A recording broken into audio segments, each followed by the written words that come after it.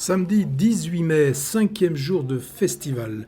Au programme de cette journée, 4 films de la sélection officielle, mais c'est surtout sur le quatrième de la journée que j'aimerais vous parler. Il s'agit du dernier film de Jacques Audiard, qui avait déjà été couronné par une Palme d'Or avec Dipan. Là, il nous propose, et c'est lui qui le dit, un thriller musical. Alors, qu'est-ce que ce concept?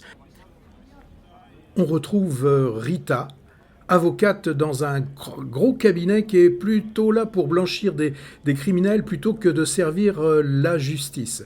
Mais il va se trouver une porte qui va lui être proposée, une porte de sortie et quasiment inespérée.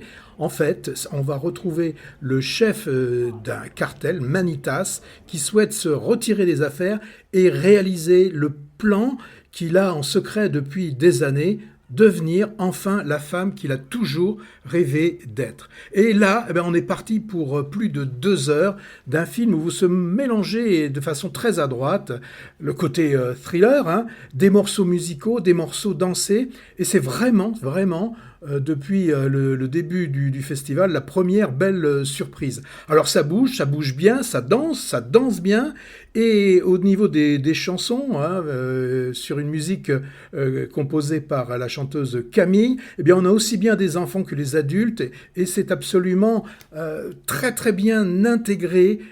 Ces morceaux musicaux sont vraiment très très bien intégrés dans le film. Alors le film, il est porté par 3 actrices principales, donc celle qui joue Rita, celle qui va passer de Manitas à Emilia, et aussi celle qui joue son épouse dans le film.